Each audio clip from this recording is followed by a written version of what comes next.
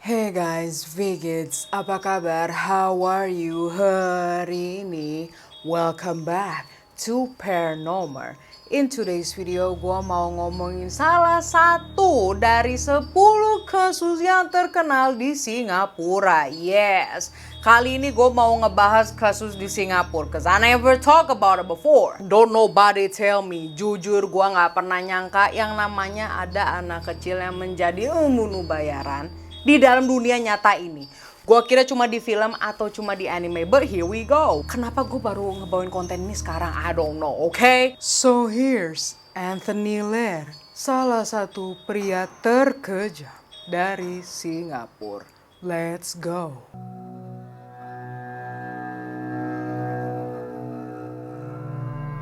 So, Anthony Ler adalah pria berkebangsaan Singaporean yang lahir pada tahun 1967. Anthony merupakan anak keempat. Yes, dia ini yang paling muda dan kakak sama adiknya itu tuh they didn't really have a good relationship. Masa kecilnya itu nggak ngenakin, keluarganya hancur, kakaknya itu nggak ada yang sayang sama Anthony. But regardless, mereka itu bukan keluarga yang miskin. Maksud gua, orang tuanya itu masih bisa membiayakan sekolah anak-anaknya. So Anthony menyelesaikan pendidikannya itu di River Valley English School dan Thompson Secondary School di Singapura.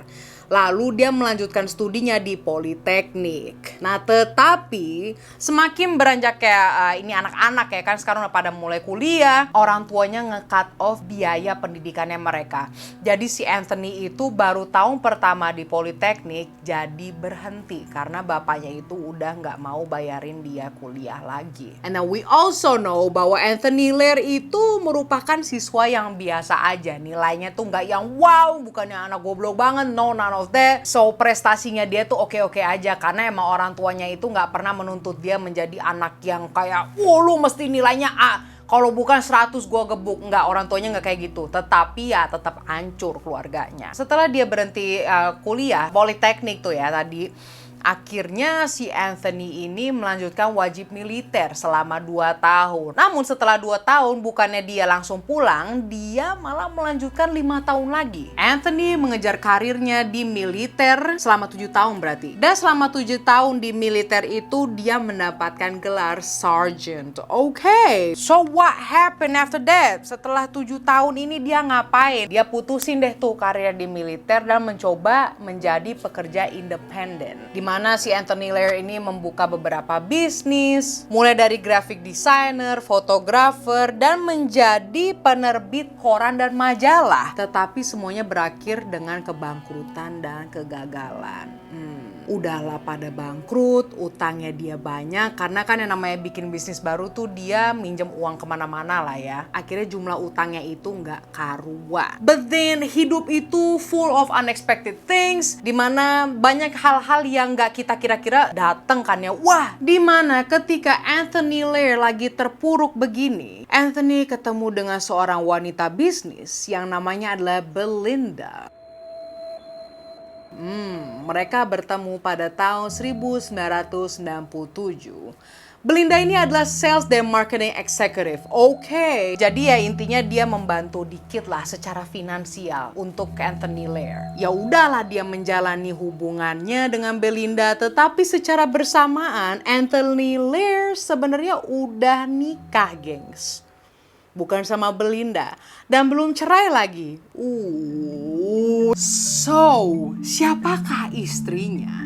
Kok dia malah selingkuh ke Belinda? Anthony Ler pertama kali bertemu dengan istrinya, yaitu Annie Leon Wymon, di sebuah gereja ketika ia berusia 19 tahun nih si Anthony. Dan pada saat itu Annie berumur 15 tahun, jadi beda 4 tahun lah ya. Lalu 5 tahun selanjutnya mereka menikah deh gengs, yaitu pada tahun 1995. Nah tapi semenjak 1997, literally baru 2 tahun, Anthony itu bener-bener buka-bukaan banget bahwa gue punya hubungan nih sama Belinda, bitch. Dan bahkan mengizinkan Belinda masuk ke rumahnya untuk tinggal bersama istri serta anaknya. Lah ini kayak masa kecil gue dulu ya. Anjing. Akhirnya Annie ini mau cerai lah, karena ini udah kagak bener lah anjing. Lu yang bener aja, masa itu rumah mereka berdua bukan punya Anthony, gengs. Punya si Annie. Lancang banget anjing. Also, sebelum si Anthony ini ketemu Belinda, kan dia udah kelilit sama utang ya. Nah itu utangnya sedikit demi sedikit dibayarin sama siapa coba? Sama si Annie. But long story short, setelah diketahui juga Anthony itu gak selingkuh cuma sama Belinda. Belinda pun juga diselingkuhin dengan wanita lain bernama Marilyn Tansu Fan, yang juga merupakan wanita bisnis. So basically marriage-nya itu udah hancur lah ya. Annie pengen cerai, udahlah dia kelilit hutang juga si Annie. Yes, sedihnya itu pas lagi dia ngebayarin utangnya Anthony, ternyata Annie juga diam-diam meminjam uang untuk membayar utangnya si Anthony ini. Now move forward ke Oktober 1999. Annie bersama Evelyn. Evelyn itu adalah anaknya si Anthony Lear ini loh, yang benar-benar lahir di bulan yang bersamaan ketika si Anthony ketemu sama Belinda. So yes, Evelyn Lear lahir pada 13 April 1997.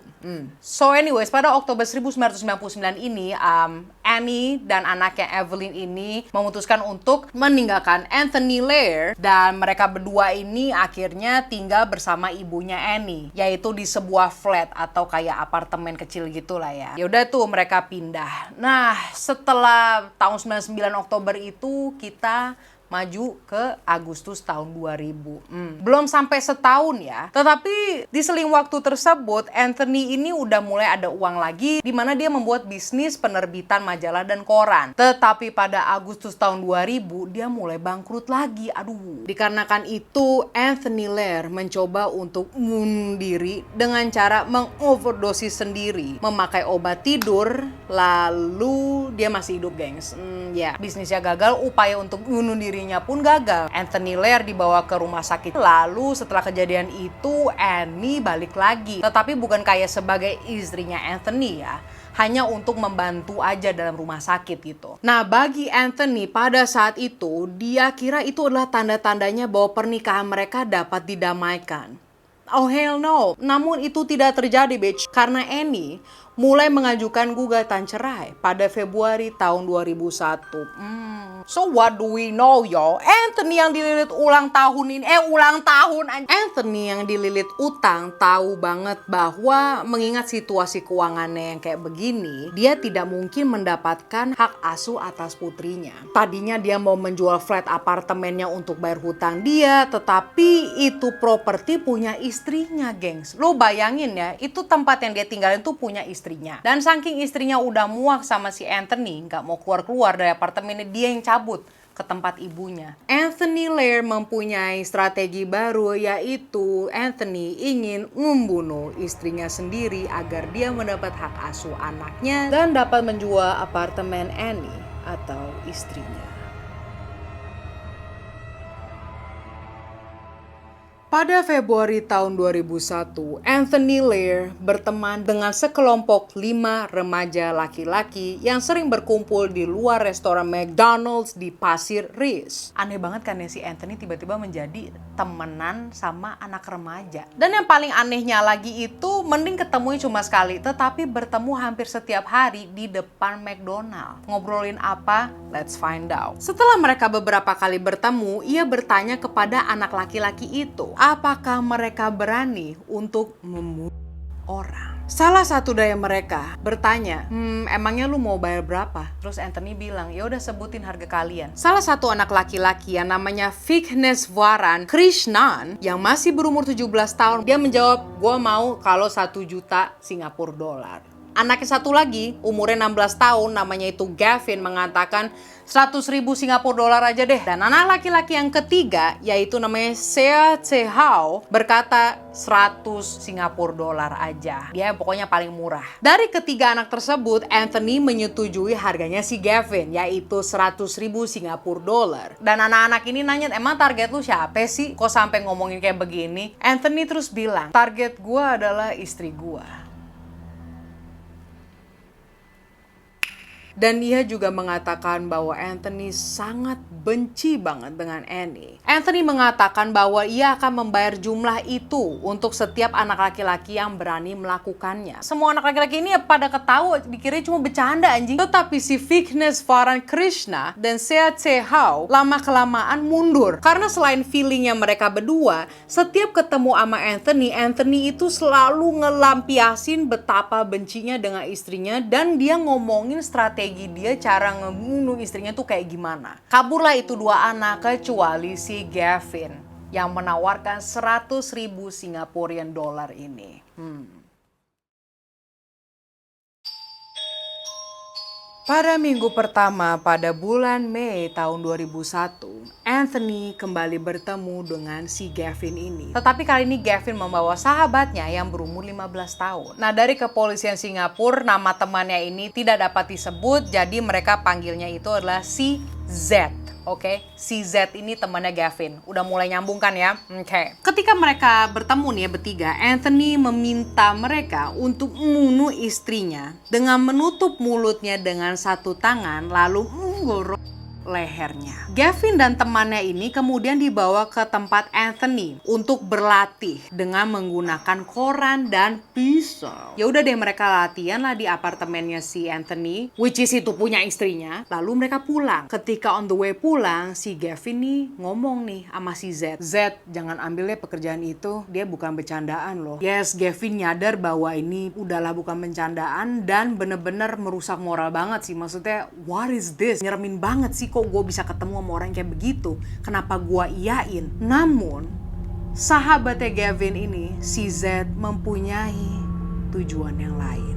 Gavin mundur tetapi si Z kontak balik si Anthony.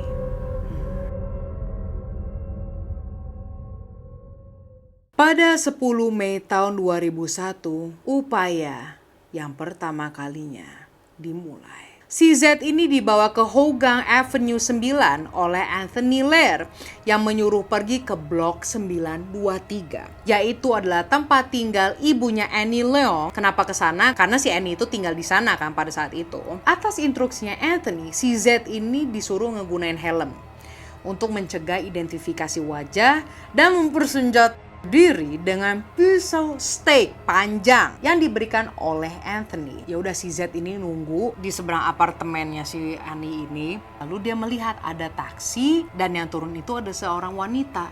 Pas dilihat di deskripsinya, oh itu Annie tuh. Annie keluar bersama putrinya untuk pergi ke taman bermain di apartemen. Setelah melihat Evelyn, yaitu anaknya Anthony dan Annie, si Z tidak bisa memaksakan dirinya untuk menyerang Annie sama sekali. Apalagi di hadapan gadis kecil itu. Padahal si Anthony Lear itu bersikeras banget bahwa dia tetap harus melakukannya. So what he did, si Z itu malah cabut. Dia gak mau, gak bisa, gak tega. But that didn't stop there. Ada upaya kedua. Pada 11 Mei, lebih tepatnya esok harinya banget nih ya, si Z berpikir 2 kali dan mempertimbangkan untuk mundur dari rencana tersebut. Namun pada saat itu panggilan telepon dari Anthony itu ngeringing mulu nih. Pas lagi diangkat, dia tetap memaksa si Z untuk mematuhi perintahnya. Sekali lagi, si Z sampai di depan apartemennya ibunya Annie ini. Lalu ketika si Z nyampe, dia melihat bahwa Anthony itu ada di sana. Tetapi posisinya Anthony itu sedang bermain dengan anaknya. Begitupun juga di sampingnya ada Annie. Mereka bertiga lengkap. Terus cara membunuhnya gimana anjing? Selain itu si Z jadi tambah bersalah karena mereka melihat ya ampun anak itu masih kecil banget. Dan dia sudah memutuskan tidak akan mau membunuh si Annie Leong ini. Setelah upaya keduanya yang gagal itu, Anthony marah besar. Dan pada saat itulah Anthony Lear mengancam ke Z bahwa dia akan mengambil nyawanya si Z beserta orang tuanya si Z kalau dia nggak ngebunuh istrinya. 2 hari berikutnya, yaitu pada 13 Mei tahun 2001, si Z diberikan sebuah pedang samurai Jepang, yaitu sebagai hadiah dari Anthony. Anthony mengatakan kepada si Z bahwa Z itu harus menggunakan pedangnya untuk membunuh Annie. Si Z langsung nolak, balikin hadiahnya, dan cabut. Pada hari itu juga si Z ketika dia udah sampai rumah ya, dia mengalami sesuatu yang gak pernah dia kira-kira, yaitu adanya ancaman dalam hidup yang gak cuma hidupnya dia tapi hidup orang tuanya. Lalu dia mikir-mikir kembali, kenapa ya gue bilang iya ke Anthony, ngapain sih gue sok-sok beraniin diri. He was really stressed, dia bener-bener stres yang maksimum lah. Lu bayangin aja dia adalah bocah SMP ya. And I know a lot of teenagers made a lot of mistakes. Dan ini adalah salah satu kesalahannya Anthony yang paling terbesar. Secara bersamaan, panggilan telepon dari Anthony itu nggak berhenti-henti, ringing terus. Akhirnya dia biarin sampai miss call. Lalu si Z ini berpikir-pikir lagi tentang uang bayaran yang dijanjikan oleh Anthony Lair ini jika ia membunuh istrinya. Dan si Z juga udah mimpi-mimpiin uang sebanyak itu. Akhirnya dia angkat teleponnya Anthony Lair. Setelah itu si Z balik lagi ke apartemen Anthony dan mengambil pisau steaknya. Bukan pedang Jepang yang tadi jadi kado, no. Begitu dia sampai di sana, mereka mempersiapkan dan mempraktekkan pembunuhannya nanti. Dengan Anthony memberitahunya secara spesifik di manakah si Z harus menikam si Annie Long dengan pisau. Setelah mereka latihan, cabut dari apartemen, tragedi baru dimulai. Pada 14 Mei tahun 2001, si Z ini membawa kertas koran. Lalu Anthony Lair pergi mengunjungi istrinya ke apartemen mertuanya lah ya di larut malam, sekitar pukul 11. Ia meminta untuk bertemu di taman bermain dengan putri mereka. Setelah mereka bertemu, Anthony meminta Annie untuk menandatangani beberapa dokumen. Dan Annie nanya ke Anthony, ya udah sini ada pulpen nggak? Lalu Anthony bilang, yah gue nggak bawa pulpen nih. Ya udah, akhirnya si Annie inisiatif ngambil pulpen ke apartemen ibunya itu di lantai 4. Sementara Anthony tetap tinggal untuk menemani Evelyn. Tanpa sepengetahuan Annie Leong, Annie masuk ke dalam perangkap yang mematikan yang dibuat oleh suaminya. Pemuda 15 tahun ini, si Z, berada di lantai dasar. Dia mengawasi Anthony, Annie, dan Evelyn secara rahasia. Setelah melihat Annie naik lift ke lantai 4, si Z ini dengan cepat naik tangga darurat dan mencapai lantai 4 duluan sebelum Annie keluar dari lift tersebut. Ketika Annie keluar dari lift, dari belakang, remaja itu segera menyerang Annie. Ia menutupi mulutnya Annie yang sedang berteriak itu dengan kain merah. Dan satu tangannya lagi memegang pisau steak dan lehernya. Selain lehernya dan ditusuk ke bagian dadanya Annie. Setelah itu si Z melarikan diri dari tempat kejadian, meninggalkan Annie yang terluka parah. Yes, dia belum meninggal. Si Annie terhuyung-huyung sampai kayak ngerangkak-rangkak gitu di lantai. Terus mengetuk pintu apartemen ibunya. Dan si Annie itu udah gak bisa ngomong, suaranya tuh udah kayak karena Z itu di bagian lehernya kan. Jadi pita suara sama tenggorokannya itu udah messed up. Lalu dia ambruk di hadapan ibu dan kakak laki-lakinya. Pada saat yang bersamaan, Anthony mendengar jeritan istrinya yang berasal dari lantai 4. Dan dengan cepat bersama putrinya, Anthony langsunglah naik ke apartemen ibunya itu. Dan ya secara bersamaan si Anthony tahu, yes, si Z ini berhasil nih. Lalu Anthony memasang ekspresi kaget kayak kakak laki-lakinya Annie itu nenangin si Anthony karena Anthony itu panik banget sampai kayak menggigil. Gila, aktingnya keren banget deh. Dan kakak laki-lakinya Annie ini udah nelpon ambulans. Ternyata si Annie itu nggak cuma di bagian leher dan di dada. Telah diketahui juga di punggungnya juga ada bekas tusukan. Jadi ada 3, gengs. Ketika ambulans sudah mengambil Annie, si Z ini masih kabur. Dia ada di dalam taksi, lalu on the way ke sebuah pantai dan membuang senjata pembunuhannya itu ke laut, seperti yang diperintahkan Anthony sebelumnya. Kita balik ke si Annie ya. Nah, Annie ini udah ada di rumah sakit Tan Tock Seng. Namun beberapa jam kemudian, lebih tepatnya tengah malam tanggal 15 Mei 2001, Annie Leong Wai Moon yang berumur 30 tahun pada saat itu meninggal. Otopsi telah menyatakan bahwa Annie telah meninggal karena perdarahan akut karena luka tusuk di jantung dan di paru-paru.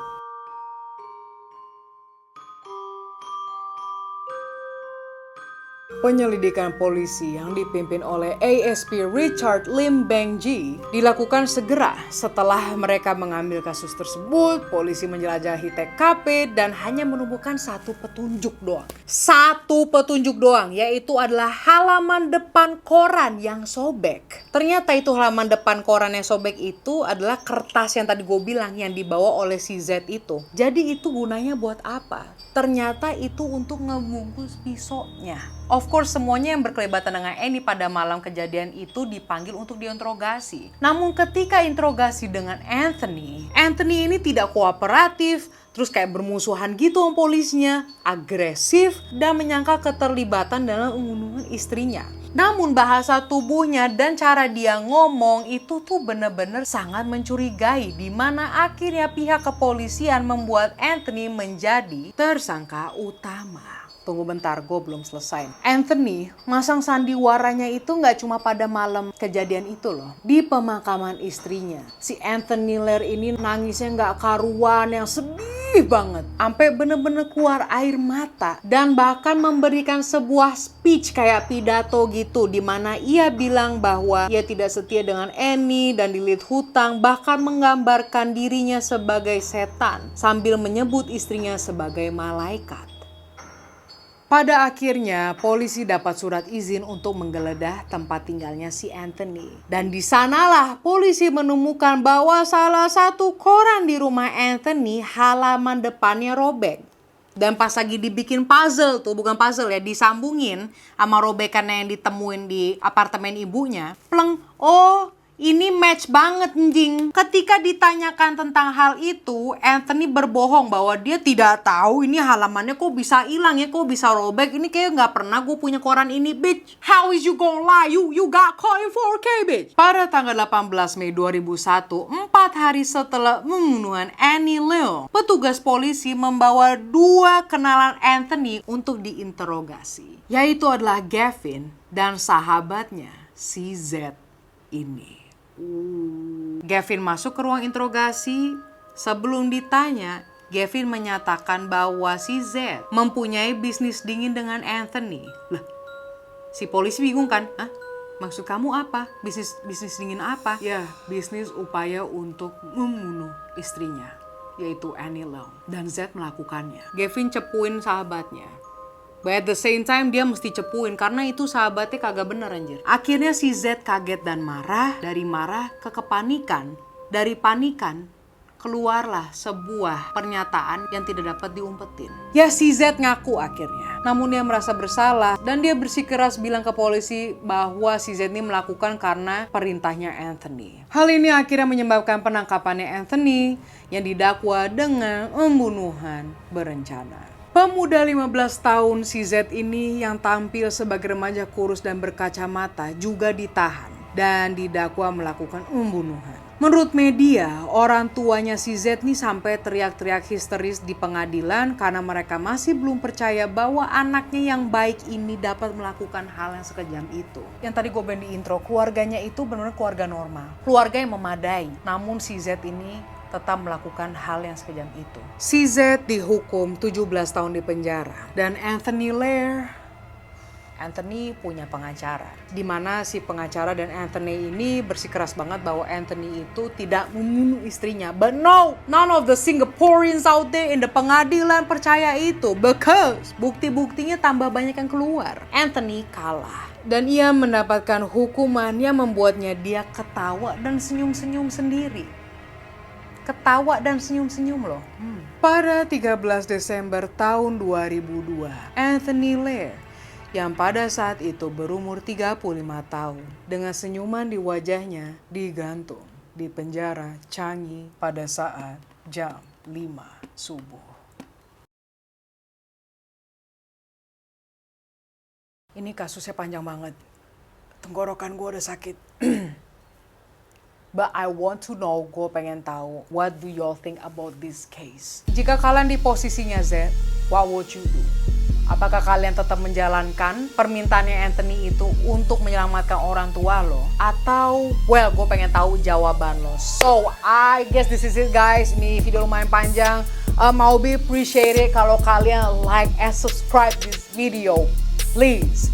Share this with your friends. Don't forget to follow your girls Instagram untuk updates dan funny stories, I guess. I will see you hari Kamis. And I love you guys.